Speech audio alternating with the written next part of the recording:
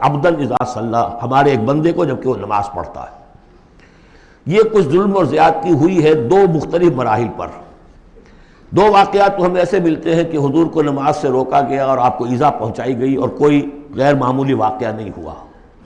ایک مرتبہ حضور صلی اللہ علیہ وسلم سجدے میں تھے تو بیٹھے ہوئے تھے دور پہ کچھ وہ ابو جہل اور اس کے ساتھی، انہوں نے کہا کہ کوئی ہے ذرا جو فلاں جگہ پر اونٹ ذبح ہوا اس کی اوجڑی پڑی ہوئی ہے، وہ اوجڑی لا کے محمد کی گردن پہ رکھ دو جب یہ سجدے میں جائے۔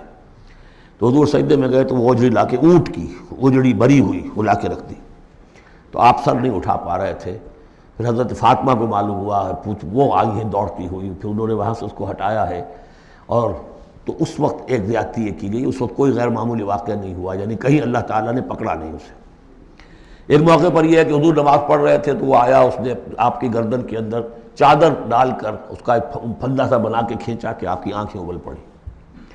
لیکن تیسرا واقعہ آتا ہے کہ ایک موقع پر حضور صلی اللہ علیہ وسلم نماز پڑھ رہے تھے تو اس نے ڈانٹا اور کہا کہ محمد میں نے تمہیں منع کیا مت نماز یہاں پڑھا کیا کرو، اور وہ پھر آگے بڑھا کوئی اقدام کرنے کے لیے پھر پیچھے ہٹ گیا۔ لوگوں نے کہا کیا ہوا؟